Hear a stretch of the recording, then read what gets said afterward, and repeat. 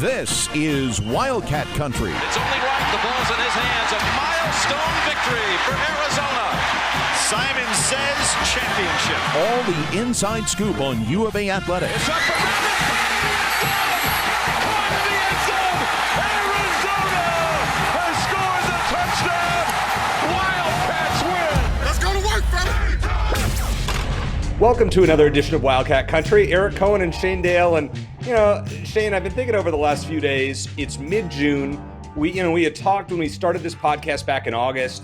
We're like, hey, over the summer, what are we going to do? There's not going to be much going on. All right, it's June 15th when we're recording this episode, and there are still U of A sports playing. It's unbelievable.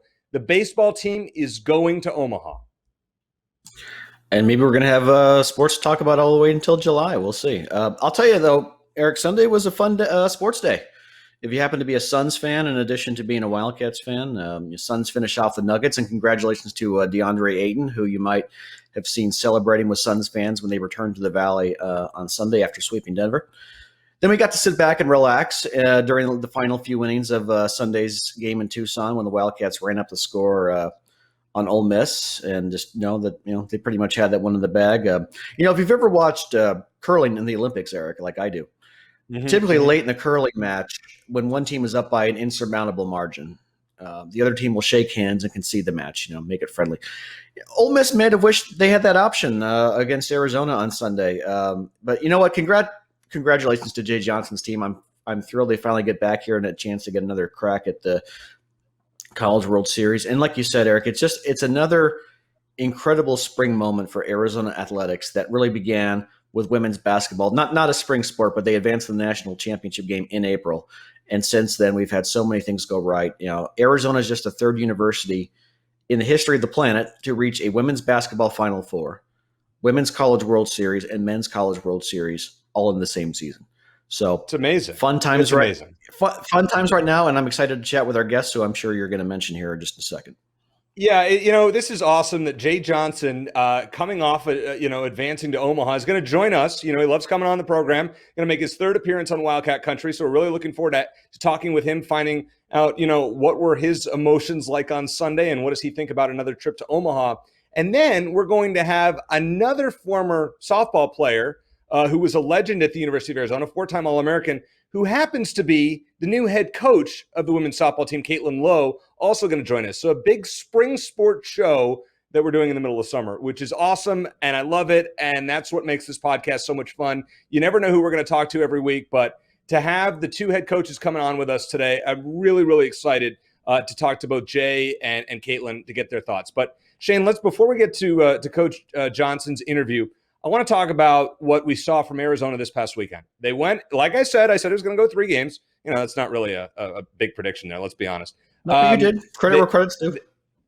I mean, it was not that bold of a prediction. They went and they beat Ole Miss on Friday night, and then Saturday they got walloped. And Jay Johnson came out and said, I'm 100% confident in my team, and we're going to do what we need to do, essentially.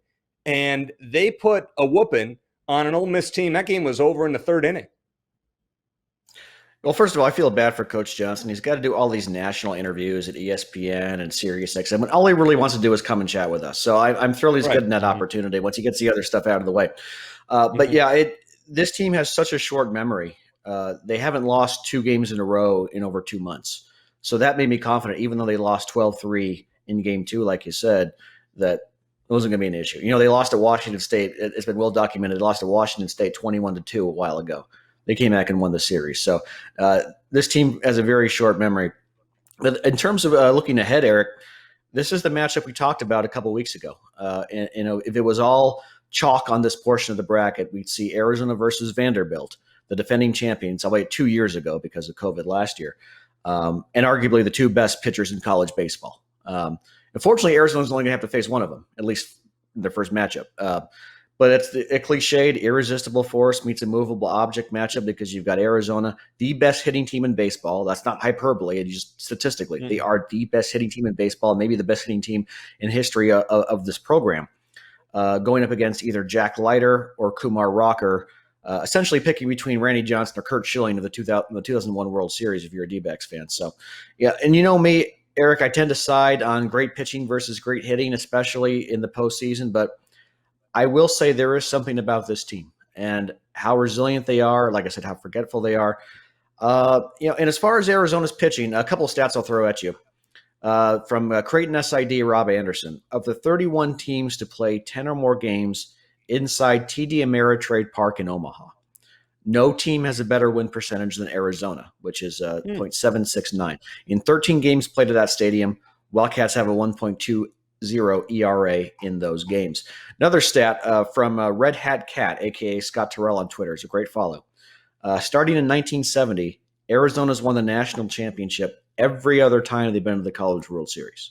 Didn't win in 70, won in 76, and so on up until now. They won in 2012, came just short in 2016, and here we are in 2021. Now, are any of those stats relevant to this year's team? Absolutely not. But at the very least, it's not bad news, right? And it's fun to talk about that kind of stuff. And look, this Arizona team can beat anyone in the country in any given day. And the fact that number one, Arkansas has been eliminated from postseason play is great news, because Arkansas would have been on Arizona's side of the bracket as well. So while I'm not thrilled about the matchup with Vanderbilt, eventually you got to beat the best of the best if you want to win it all. So why not start the trip to Omaha that way? Shane, here's the way I look at it for Arizona. If, let's say, they were to beat Vanderbilt in game one and you beat Rocker or Leiter, and you advance to the winner's side of the bracket, you would play the winner of NC State and Stanford. Stanford took 2 out of 3 from Arizona during the regular season. One of them was a 13-inning game, but Arizona blasted them in game 2. I think the score was 20-2. So, I mean, that's a very winnable game. If Arizona wins game 1, I'm going to go out on a limb and say this team is playing for a national championship in the best of 3 series. I just think with Vanderbilt, their offense isn't that great. I'm not impressed. They had to win 2 ugly, low-scoring games against East Carolina, of all teams, this past weekend. And you would probably not see both of their aces if they had to beat Arizona twice in the winner's bracket, with Vanderbilt having 1 loss, Arizona having 0. You would probably get one of Rocker or Leiter and then somebody else, in all likelihood, just me theorizing. At that point, I think Arizona, with their hitting, and I know, as we always talk about, Shane, good pitching beats good hitting. In college baseball, it's different. The aluminum bats, I mean, you got to outscore teams in a lot of cases. Well, I mean, in every case, hello, that's an observation. I got you. Yeah, but you want to, like, winning 8-6 is not a bad thing in Omaha. And I think Arizona has the ability to do that. I don't think Vanderbilt is built to do that. This is not the Vanderbilt team that won the national championship 2 years ago. Arizona wins on Saturday. They're going to make it to the championship series. Mark that down. You know what? I agree with you. 100%. I think that if they get past Vanderbilt, I think the sky's the limit. If they end up playing Stanford in that second game, like you said, Stanford took the series, but it was really a coin flip. The first game could have gone either way. It went to extra innings, and those games were in Stanford. So I'm not terribly concerned about that. But talk about Arizona's pitching. It's not their. I mean, obviously they're a better hitting team than pitching team, but they are number 6 out of 8 in team ERA among College World Series teams. Stanford's actually below them, and NC State is way down there. So, and they would face one of those 2 teams in game 2 regardless. So that's something to keep an eye on. I think, assuming, and it's a big assumption because Jay Johnson likes to tinker, but if Garrett Irvin is their second game starter, like he has been most of the season, it depends on what Garrett Irvin #Gary we're going to get. The one who pitched a complete game shutout in regionals or got chased in the second inning against Ole Miss in game 2. So you got Chase Silseth going game 1. He's been kind of in it, but I think he'll do enough to keep Arizona in it against Vanderbilt. But I agree with you. If they win that game and then Garrett Irvin is 80% of what he was at regionals, I think they're in great shape. I think that this game, I mean, it's hardly a big prediction, a bold prediction, like you say, but I do think I agree with you. If Arizona gets past Vanderbilt in this first game, I wouldn't be surprised if they got all the way to the championship series. But even if they lose, they haven't lost 2 in a row in over 2 months. So not all hope is lost. It's a long road after that. You lose that first game, you got to win 4 in a row. But the Wildcats are capable of that as well. So they take Vanderbilt's best punch, they can come back the next game, and they can still run the table and get all the way there. Well, you look at it, 1980, Shane, with Terry Francona, when he was on the national championship team, they lost the first game and went on a win streak of 5 or 6 in a row to win the title. So it's possible. I mean, listen, we saw Oklahoma in the women's softball championship where they lost their first game to James Madison, went on, got to the championship series, lost their first game, won the next two. And so, I mean, they did it almost twice. So, yeah, it's possible. You don't want to be in that position. If you go out and defeat Kumar Rocker or Jack Leiter, two guys that are probably going to go in the top 6 or 7 of the MLB draft in July, I mean, you're sitting pretty. And with this offense, these guys are relentless. The at-bats that they took, you look at Saturday night when they faced the Ole Miss ace. He got angry when they were fouling off so many pitches. He's like, it's a blowout game. Just put one in play. This Arizona team takes pesky at-bats, and I wouldn't want to face him if I was another team just because their offense just doesn't let up. Can't pitch around any of them. There's no one to pitch around. They all hit over 8 of the 9 starters hit over 300. I believe at least 4 of them bat 350 or better. We had Jacob Berry on this podcast, one of the best freshmen in the country. He was a couple home runs against Ole Miss. He's been on fire, and he's hardly been the only one. So it's a pick your poison. You know, like I talk about pick your poison with Vanderbilt's pitching. It's the same thing with hitting. You can't pitch around anyone. They foul off, like you said. They run up pitch counts. Even in that second game against Ole Miss, Eric, their pitcher threw I don't know how many pitches in the first couple innings. So that's another thing. Even if, say, you don't get a lot of runs, or maybe 1 or 2 runs against either Rocker or Leiter, but you run up their pitch count, so they have to go after 5 or 6 innings. That's a win too. And this team is capable of doing that. They're very patient at the plate. So there's a lot. They have several different ways they can beat you even from the hitting side, if that makes sense. They can either, lay it on you and score a bunch of runs early and often, or they could sort of wear you down over time and then the floodgates open later. So, and we've seen that as well. Arizona fell behind 4-0 to GCU. They came back and won. They fell behind 3-0 to Ole Miss in the first inning of the first game of that series. They came back and won. So they fall behind against Vanderbilt. It's going to be tougher to climb out of that hole because of who's pitching, but it's not impossible. This team's done it before, and confidence is not going to be an issue with them at all. Well, Shane, I've always said that the 2 best coaches on Arizona's campus are Jay Johnson and Adia Barnes. And if I was an athletic director, I would at least broach the subject of a lifetime contract for both. And I'm not overreacting. When you look at what both have done with their respective programs, Jay Johnson in his second year at Arizona got them to within one base hit away from a national championship, and once again is back in Omaha 5 years later. Adia Barnes takes a team that was garbage and took them to 1 shot away from a national championship. That is lifetime material, a la what we saw with Mike Candrea, who was at Arizona for the duration of his coaching career. So I would hope that at some point, I think you got to broach that with Jay Johnson, just my 2 cents. Coming up next, let's talk to Coach Jay and find out his thoughts on everything that happened this past weekend and what's going on in Omaha here on Wildcat Country. Well, it's the man of the hour. I guess a man of the hour on campus for quite a while. It was more than just an hour. Coach Jay Johnson of the Omaha-bound Arizona baseball team. Coach, really glad to have you on. Congratulations. You said on Sunday, you were really quotable this weekend. You said a lot of great things, but one of them was, this ties for the greatest day of my life. I just want to know what tied with that. I mean, you were down to a best of 3 championship series in 2016, plus all the other life accomplishments you've had. Just explain that comment. Yeah, 2016 Super Regional at Mississippi State.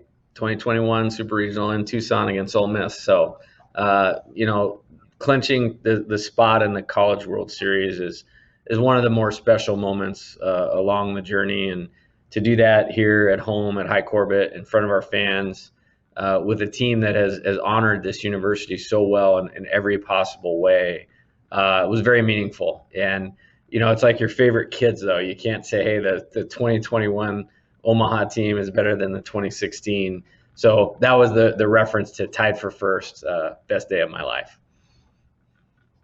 I'm sure the Gatorade bath didn't feel too bad either with it being 100 degrees out on the field still. But, yeah, I tell you what, we played so well at home. I wear like some long, whatever you call them, under my deal, like you would when you're normally at a cold game. You know what I mean? And it was getting a little tough to do that the longer the season has gone along here for good luck. But yeah, I'm happy to get that bath anytime because it usually means something good really, really happened. I know you've had 5 years now to digest what happened in Omaha, and I can't imagine against Coastal Carolina, and I can't imagine how much you've wanted to get back just to this point. Now that it's finally here, how are you feeling? Like, what's going through your mind when you wake up to start the day?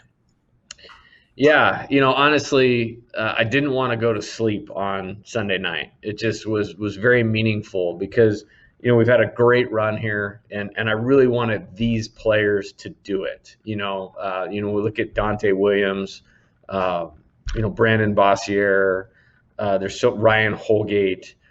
These guys have been in the thick of this thing for 3 years, and I really believed that we could have done this in 2020. I feel like we had an Omaha team in 2020. Well, then COVID happened. And so with the way 2019 ended, with us playing so well, we should have been in the tournament. Somehow we didn't get selected. And then COVID happened. The patience thing was running a little thin with me to get back to championship baseball. And man, what a season. And I think we're really prepared for the opportunity that's coming up. But yeah, Sunday was awesome. And I thought it was even better because we were playing a worthy opponent. Ole Miss is a top 10 in the country baseball program right now. I think they've been in 7 or 8 super regionals in the last 15 years, which is remarkable. So to beat that team, to qualify to go to Omaha was awesome. And, it's a night I'll never forget. And then when I woke up yesterday, it's been a lot of details, planning, travel, this, that, and the other. And now today we're going to get back on the field for practice, started into some scouting on our opponents, and really excited to get going. Even before regionals began, Eric, and I know you guys don't look ahead, but we did. We looked a little ways ahead and saw Arizona and Vanderbilt on a potential collision course for Omaha.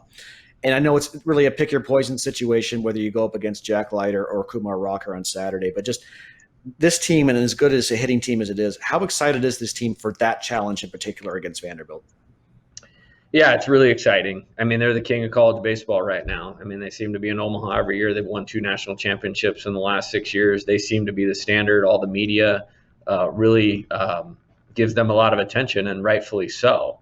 So I can't think of a better way to start out the College World Series. And I'm a very pitch-to-pitch, inning-to-inning, game-to-game, stay-in-the-moment kind of guy. But I actually addressed this with our team, the selection Monday, and said, hey, okay, here's the regional. This is how this is going to go. Here are the teams. What a great opportunity for us. Because everybody was saying, like, man, you got a tough bracket. Like, whoa. And I was thinking, like, well, these guys got to come to Tucson and play us in our home field. And we don't lose very much on our home field. So I wanted to kind of flip that narrative, at least in the players' minds. Then it's like, okay, if it holds true, we're going to play Ole Miss in the Super Regional. Okay, I can't even remember the last time an SEC team had to play a Pac-12 team on the road in the Super Regional. So, like, good, perfect. And I really wanted to play them because I had a lot of respect for their program and Coach Bianco, and I know how good they were.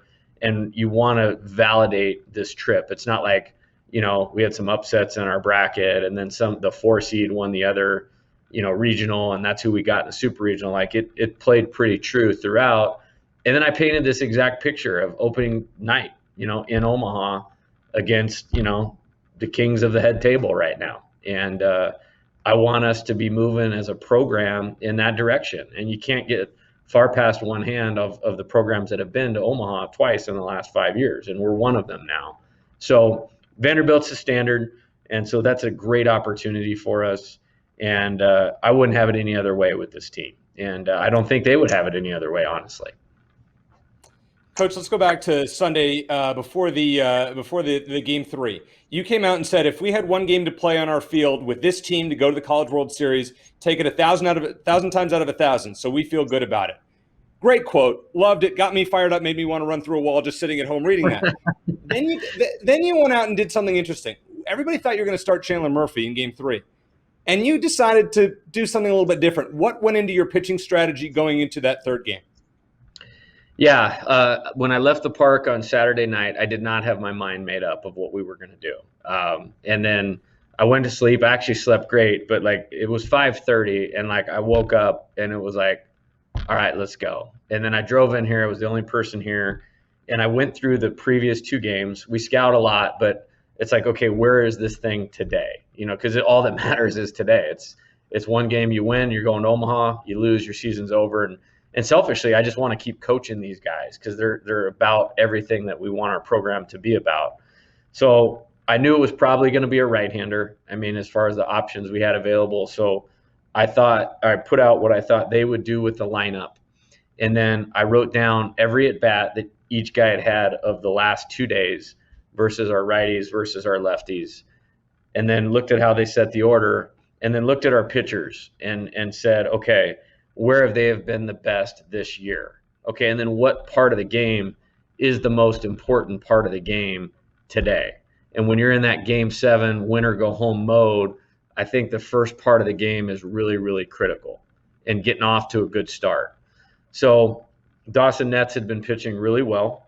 I thought he threw the ball really well on Friday night, and he only threw like 8 or 10 pitches on Friday night.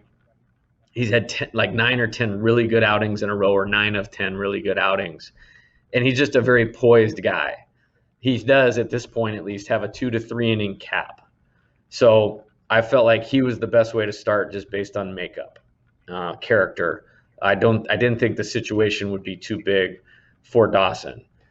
I also thought Ole Miss would be planning that we would start Chandler Murphy, and that's who that they would prepare for.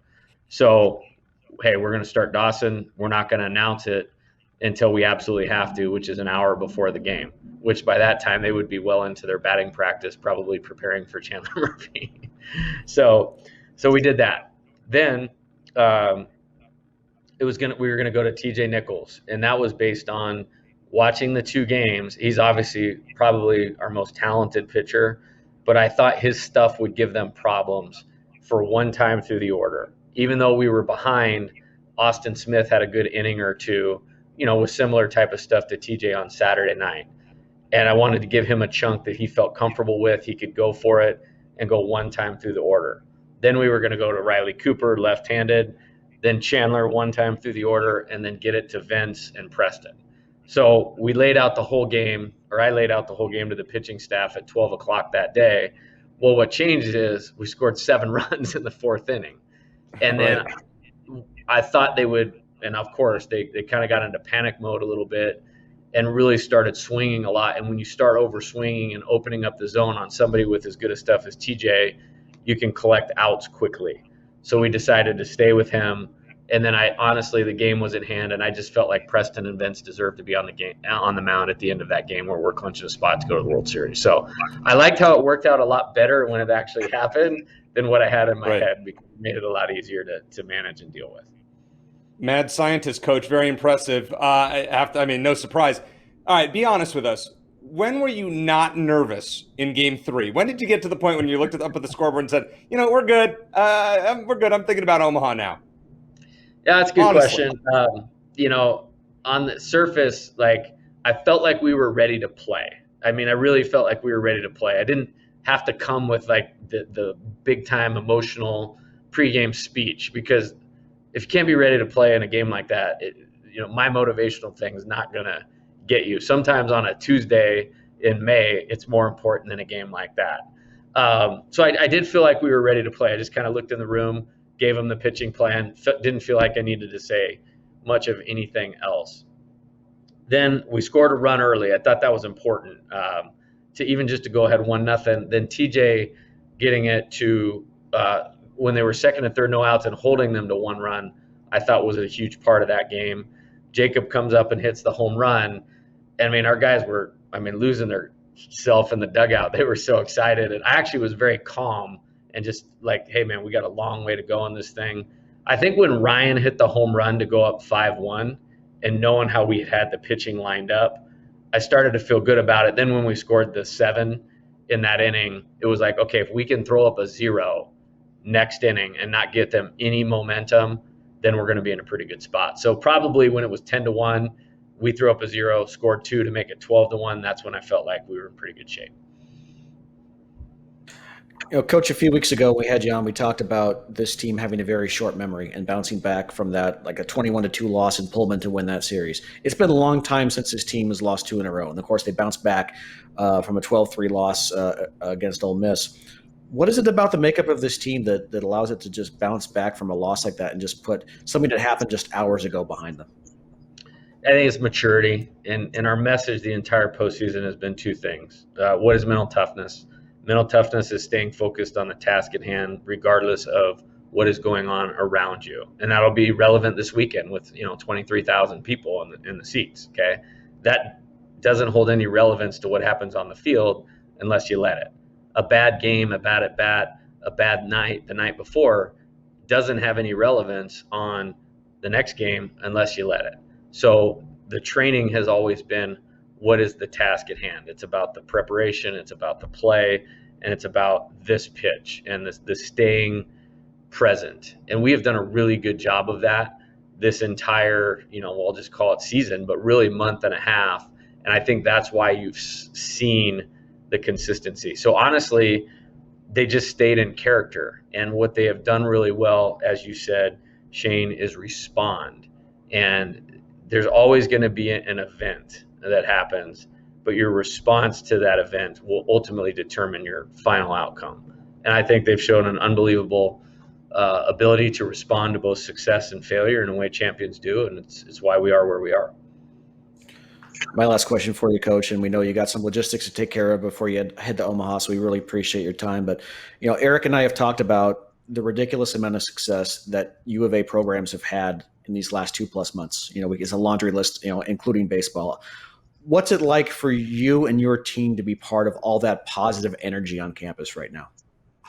Yeah, I think it matters a lot, and I'm very proud of it. I mean, I want all of us to do well. I will be honest with you. I want to have the best program on campus. That's just my competitive nature. You know what I mean? When people think about Arizona, I want them to think about baseball. You know what I mean? But with that being said, I mean, Coach Fish is, man, what a hype man, dude. He's texting me all the time and saying great job. And I actually saw him on Saturday this week, and he's awesome with that. Tommy Lloyd has been right on it, whether it was the Pac-12 championship, winning the regional, super regional. Adia got a text from Dave Rubio. Candrea gave me a big bear hug the other day on Sunday, as soon as we won. So it matters to me. I think we got a great fraternity of coaches, a bunch of good programs. And, I know they feel the same way I do. We want to do a great job with our programs and make everybody that cares about our university really proud. And I think this spring we've definitely done that across the board. Coach, my last one, and as Shane said, thank you so much for joining us on what is a very, very, very busy week for you and just an awesome week. Where do you rank, or let's see, I'm trying to find the right way to phrase this. All right, so would you say that as of right now, you've had a successful season, or if you go 0-2 in Omaha, you fell short of your expectations? I had to be careful with how I phrase that. Yeah, no, that's fine. I just laugh just because my brain works so differently. The great thing about championships, and I equate the College World Series to a championship season, is nobody will ever take that away from us. You know what I mean? Like, we are the champions of the Pac-12. There'll be another College World Series appearance that goes up on the board out there. And I want our players to feel great about those accomplishments, okay? With that being said, in the middle of the mosh pit the other night, after we were celebrating the game and everybody was excited, it was very clear, like, hey, tonight, this is about going to Omaha. We're going to enjoy going to Omaha. And then we're going to turn the page and we're going to go try to win the national championship. Easier said than done, but we're going guns a-blazing trying to win the national championship. So success, whatever, not a success, I don't give that any thought. I'm proud of the accomplishments of this team. And do I want to win 5 or 6 more games? Yes. And my actions and our team's actions will reflect that in how we prepare. And then it'll just come down to the play. Well, Coach, we really appreciate it once again. Best of luck. Congratulations on all your success this year. You made us all so proud, and we'll be cheering you on from afar in Omaha. Really great to have Coach Jay Johnson on with us once again. I mean, he loves coming on with us, and it's really cool that on his busiest week of the year, he's coming and talking to Shane and I on Wildcat Country. It's really cool. One thing that I got out of that interview is Arizona's not losing 2 games in a row in Omaha. You look at certain teams, and I was talking about this with a friend the other day, certain teams that are just happy to get there. Oh, we're so glad we had a great year. We got to Omaha. Arizona isn't like that. Arizona's like, cool, we got there. We have more to do. And I love that. I mean, Jay Johnson's one of those guys that he may not be a fiery guy at the surface, but I'd run through a wall for him if I was a player. Well, first of all, I want to mention, give a shout out and a thank you to Brett Gleason and with the baseball team, and Danny Martinez with the softball team for helping to set up these interviews. I know both coaches have hectic schedules. We're going to talk to Caitlin Lowe here soon. So appreciate them. Just want to give them a public shout out. Thanks so much for what you do for the podcast. We love being able to chat with them, with everyone, both softball and baseball. So and hopefully we'll do that more in the future. Yeah, as far as what Jay Johnson said, I think, like he alluded to, he got impatient waiting to get back here, and I can only imagine how, after what happened against Coastal Carolina and coming literally a hit or at least an extra base hit away from winning the whole thing, and then the following year coming just short of getting back to the regionals, and then the following year after that, I mean, you could make a case that they got snubbed twice in a row, and I'm sure he feels that way, and maybe justifiably so.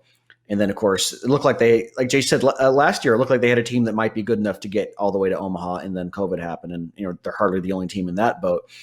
But yeah, he ain't satisfied just to be here. I'm sure he's thrilled. He's soaked in the moment, like he said. Let him enjoy getting the trip to Omaha. He got his Gatorade bath, and now I'm sure it's all business. He's focused on game planning, making sure that this team does what it can, because he is not satisfied with just getting back there. He wants to win the whole thing, and his team is capable of doing it. Like I said, I'd still, even though their pitching is kind of average or maybe even below average when you look at some of the other College World Series teams, it's the best hitting team Arizona's ever had. And I agree they're not going to lose 2 in a row. Now you can still be eliminated not losing 2 in a row. You lose 2 out of 3, you're still gone. But you look at the matchups, and like we talked about, I think if they beat Vanderbilt, I wouldn't bet against them to at least get to the championship game. Hey, for you gamblers out there, like myself, 6-1 is what Arizona is showing in the betting odds. Pretty good odds right there. In comparison to win the Kansas City Chiefs to win the Super Bowl this upcoming year, 5-1. So Arizona has less of a chance to win the College World Series than the Chiefs do to win the Super Bowl. And something doesn't seem right to me. I would take that if you have a couple spare bucks lying around. Not that I advocate gambling or anything like that. Just saying, it's not a bad bet. It's one thing we didn't talk about with Coach. Just High Corbett Field. What an awesome sight that was, Shane. Just to watch the fans rocking. I mean, that place was packed, and the fan support for Arizona teams when they're good is really something. Yeah, that's the one thing that I miss so much during this pandemic. And I know we're not completely out of the woods yet. I'm not saying that, but just fans, there's just no substitute for, the cardboard cutouts and the piped-in crowd noise. It's just, you just love that atmosphere. And we've seen it with the Suns and the fans going crazy there. And then, at Hillenbrand for the softball team, getting them to the College World Series, and then at High Corbett as well. I wish they could take High Corbett with them to Omaha, though, because they were one of the best home teams in the country this season. They've been okay on the road. I mean, it's a neutral site game, but I'm hoping some Wildcat fans will be able to travel. Like Coach Johnson said, I wish we were able to travel out there with them and do a live podcast. Maybe next year when they go back, we'll be able to do that. But yeah, it was great to see fans turn out, especially because of just the heat out there. Even after dark, it's still 100 degrees and it's not pleasant. So I love how Tucson, and it's one thing, and I'm not going out of my way to knock ASU, but it's really one of the differences between Tucson and Tempe is Tucson, it's all about U of A, and it's very much a community feel. In ASU, you get some of that, but you got to compete with all the pro teams. You have so many people from out of state that live in the Valley. It's just different. And I'm thankful to be part of a university that is really, it's really the center of town. It is the centerpiece of Tucson. And I'm glad that fans are able to show that again and really help propel. Because if fans weren't part of the experience down the road, Eric, we don't know. Would Arizona have gotten to the College World Series? Would the softball team gotten the Women's College World Series? They would have been capable of doing those things, but it wouldn't have been as easy. So they had a true home field advantage, and I'm thrilled they got that. All right, so baseball is now in their it's their second trip to Omaha since 2016, and it's their third trip since 2012 when they won the national championship. So you brought up an interesting point on Twitter, which was in the last decade, which Arizona athletics squad has been the most successful. Now we had a national championship from women's golf, but I think that's, which is great. We're glad to have that. We've had a national championship from baseball. Basketball, I believe, had if you include 2011, 3 trips to the Elite Eight, so not too shabby. Football had a trip to the Fiesta Bowl, which is a major bowl game, top 6 bowl game. So we've had a pretty good run. But of all the teams that Arizona's had, it's hard to make an argument that baseball hasn't been their most successful in the last decade. I think there are really 4 contenders you look at the last decade. Now, first of all, if you look at just all time at U of A, It's softball. Softball. 8 national championships, mic drop. That's it. But if you look at that's why I broke it down to the last decade or so, just to kind of give everyone a fair fight. I think there's 4 contenders, really. I think you covered all of them. Baseball, since 2012, 5 postseason appearances, and you can definitely argue it should have been 6 or 7. 3 College World Series appearances, a national title, and a hit away from a second national title. Women's golf, 2018 national championship, 3 national semifinals in the last 5 years, and that includes a COVID year, so really 3 out of 4. Quarterfinal appearance in 2015. They are an elite national program. The other 2, men's basketball, 4 Pac-12 regular season titles, 3 Pac-12 tournament titles. I'm not counting 2011 because I'm looking at 2012 through 21. 2 Elite 8 appearances, of course, no national titles or Final Fours, but a lot of success still during the regular season. Then softball, not as dominant as it used to be, but 2 Women's College World Series appearances, 8 Super Regionals, 1 Pac-12 title. I think those are the 4 contenders. To me, I would probably go women's golf and baseball 1 and 1A. Women's golf they both have national championships, the only 2 in that decade. But women's golf has been at the top or gotten deeper into the tournament or into the regionals or whatever you want to call it for each given sport more consistently than baseball has. Baseball's been a bit more up and down.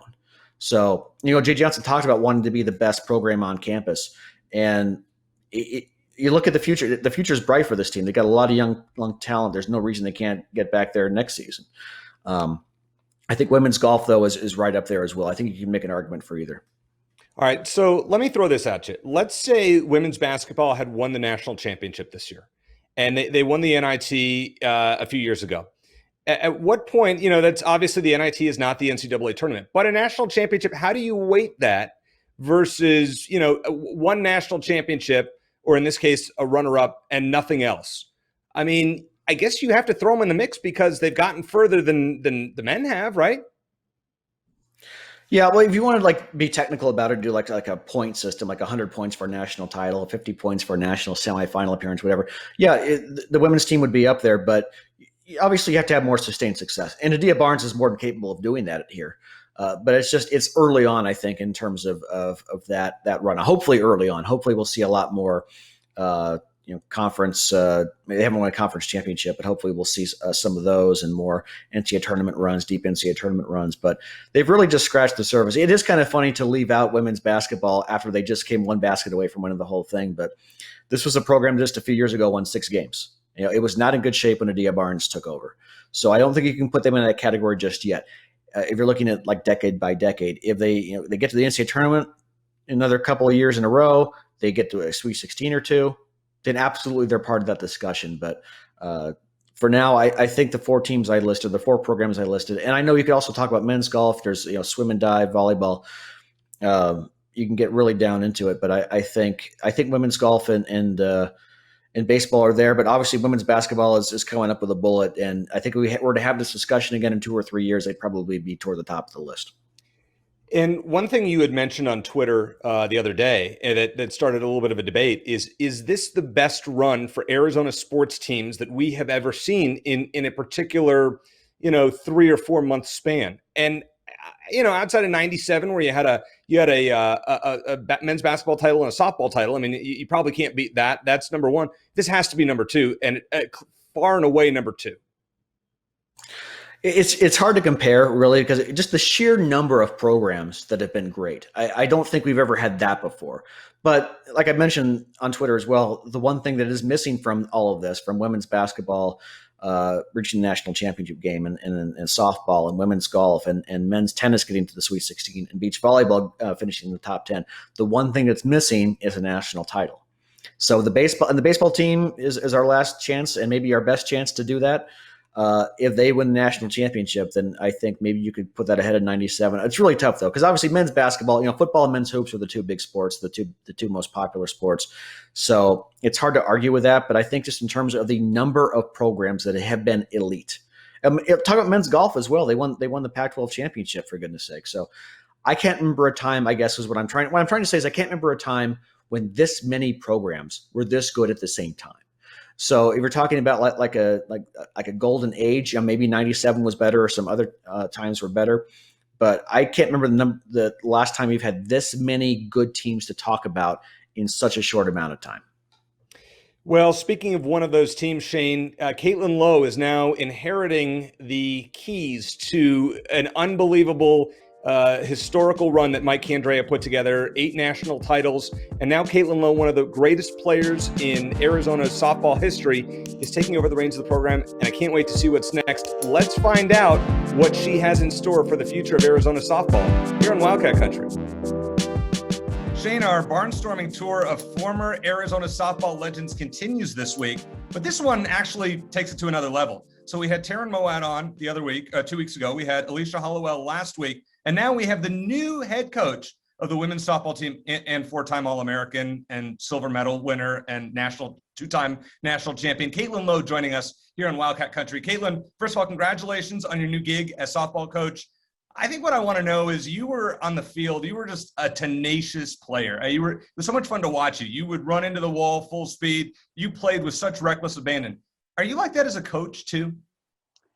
You know, I wouldn't say reckless abandon. I think you have to be a little bit more composed than that. And I think, you know, so much of our work gets done behind the scenes, and then it's time to let the players shine when it's game time. So I think that's the difference. Is I've always been a practice player, and I'm always a practice coach. I kind of follow in Coach Candrea's footsteps that way. So I think the preparation phase I'm all out in, and then let the players shine come game time. Coach, first of all, Caitlin, congratulations again. It's been very well documented, obviously, how much Coach Candrea has done for the sport and for the University of Arizona. Has it fully sunk in yet that you're now in that role that he held in Tucson for 36 years? I think, yes, a little bit, because my plate has become a lot more full than it used to be. But yeah, it's just, honestly, it's such an honor just to even be in this role and have learned from the best to ever do it. And I mean, to ever do it. And I might be a little bit biased, but I really don't think I am. He just is such a quality coach, but more importantly, a quality human. So it's an honor, and I think I took every little ounce he would give me of wisdom, and I know that he's probably going to be on speed dial in my phone for a while too. So excited for the future, though. I remember when Sean Miller took over for another coaching legend at Arizona, Lute Olson. He always honored Coach Olson, spoke highly of him, but he also made the program his own, and for a while he certainly had success doing that. I'm sure you want to honor Coach Candrea's legacy, but how are you going to go about putting your own stamp on this program?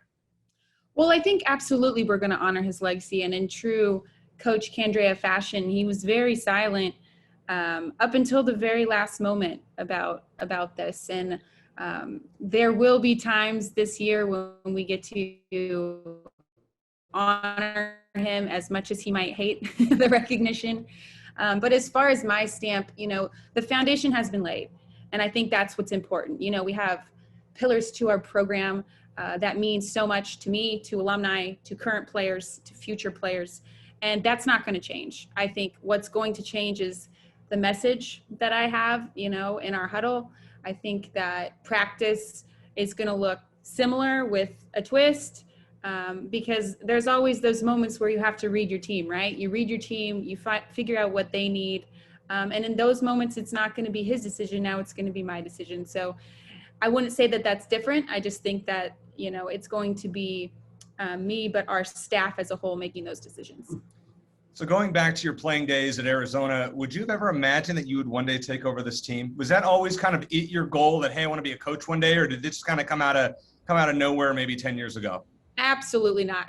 This was never, I mean, you don't come here and think that, I mean, really, I think every player comes here and thinks Coach Candrea will be the coach here for as long as, you know, we live on this earth. I think that's just how it is. This program is known by him at the forefront. So no, it was not my goal, but at the same time, I just know I love this game and it's my passion.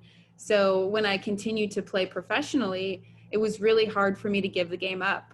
And I didn't realize until I took my first job here that it wasn't giving up my playing career that was hard for me. It was giving up softball and giving up what that meant and being part of a team and all of that. So really, when I took my first job, it was so easy. People asked me if it was hard to retire from playing? And I said, absolutely not, because now I get to live my passion through 20 players every year, which is really exciting for me.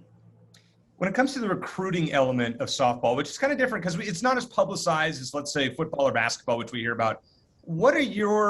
Just kind of give us some of your strategy for recruiting going forward? I mean, obviously selling the tradition of the program, I think is fairly easy, but what kind of other strategies do you have in mind going forward? Well, we're always about people first. I think that's something that's been passed on through Coach Candrea. So the relationships we build not only with, future players, but also their travel ball coaches is very important for us, because we know that when we commit someone, we're putting their development in coaches' hands too. So I think it's very important to have great relationships wherever you go, all throughout the country. So I think that's, the last 7 years I've been working really hard to develop those relationships. And it was kind of cool for me because when you step back into the softball world, a lot of the faces are the same from when I was a player. So when I first went recruiting, I was like, wait a second, I know all of these people, they're still here. So it was really an easy transition for me, but then just kind of fostering those relationships and making sure so that you do get the call that, hey, I have this girl I need you to come look at, and you trust those opinions and trust that they're going to be developed all the way through. Caitlin, between already being a member of the Arizona staff and I'm guessing the fact that this has been in the works for a while, the transition there, are you confident that a lot of the underclassmen are going to you're going to be able to bring them back to next year's team? Yes, absolutely. It's never honestly been a thought in my mind. I think we've developed great relationships with current players and future players.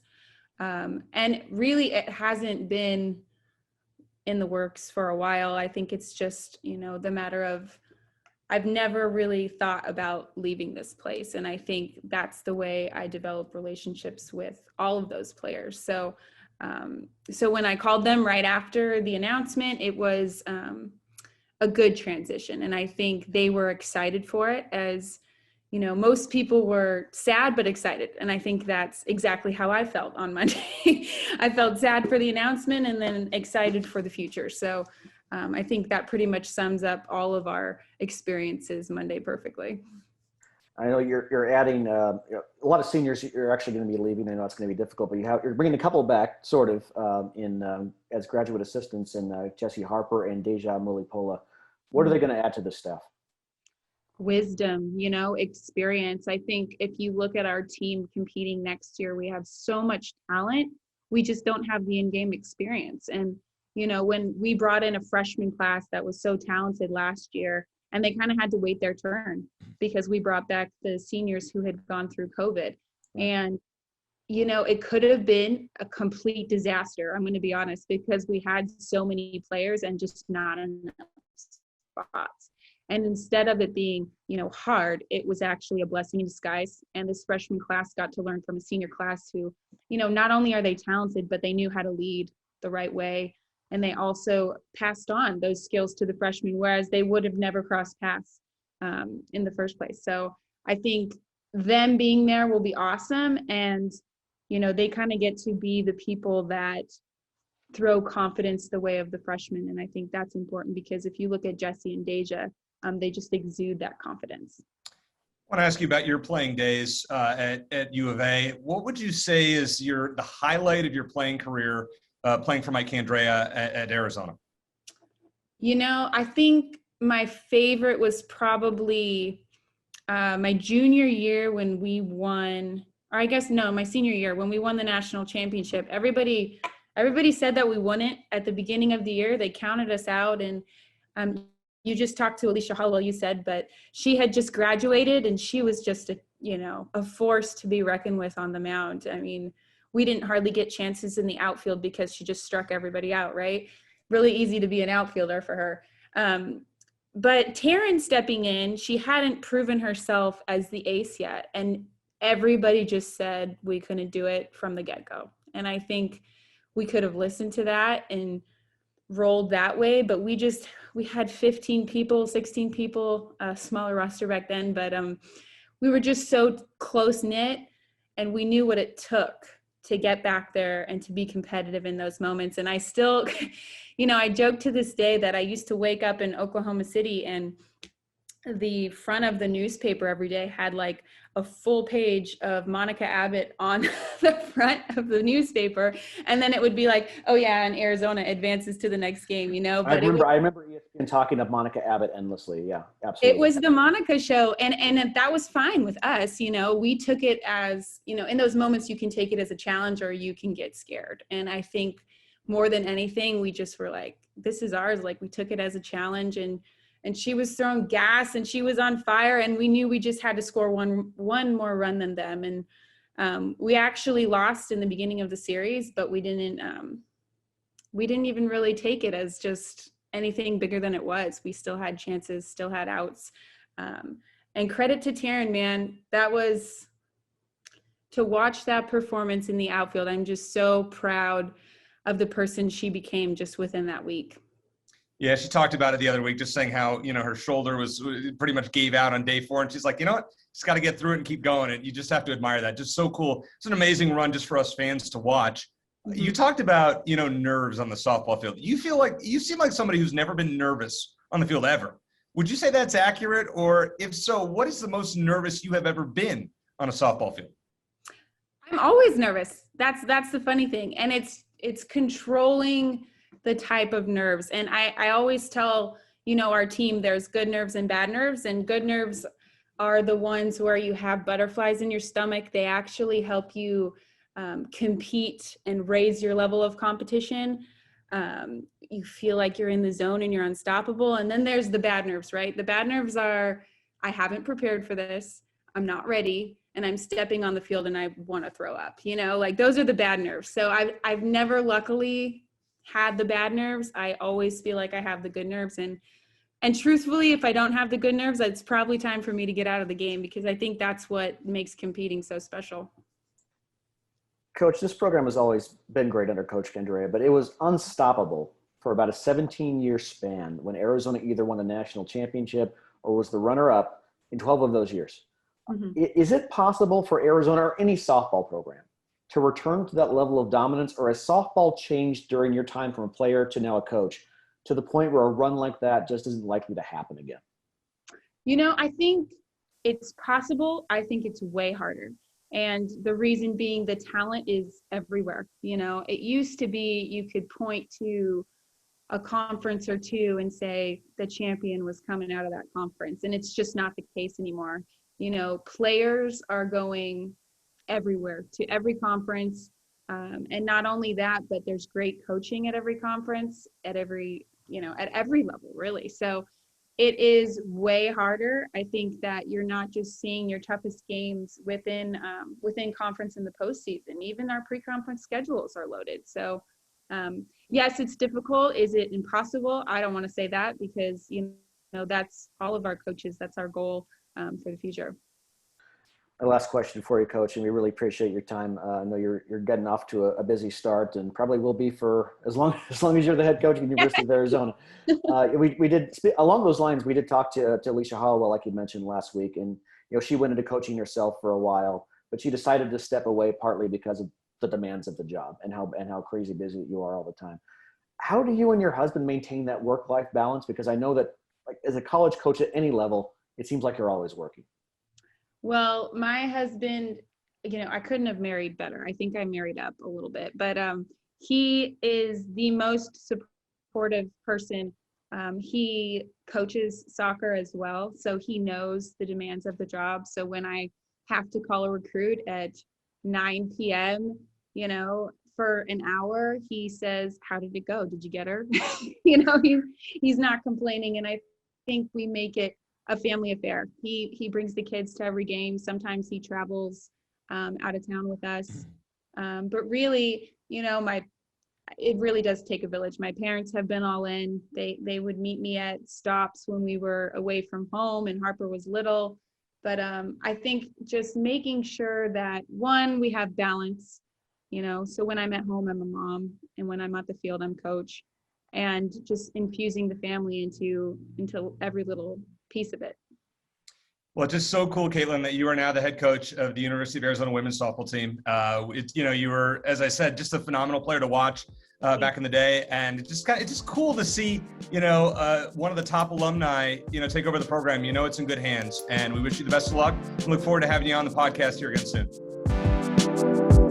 Shane, what a show we've had today. I mean, Jay Johnson on the way to Omaha, Caitlin Lowe taking over the softball program. I mean, great job putting together an awesome show. Great to talk to both of them. And it's great to see the sports embrace, our podcast. It's great to see, baseball and softball and women's basketball. We've had a lot of guests from those three sports.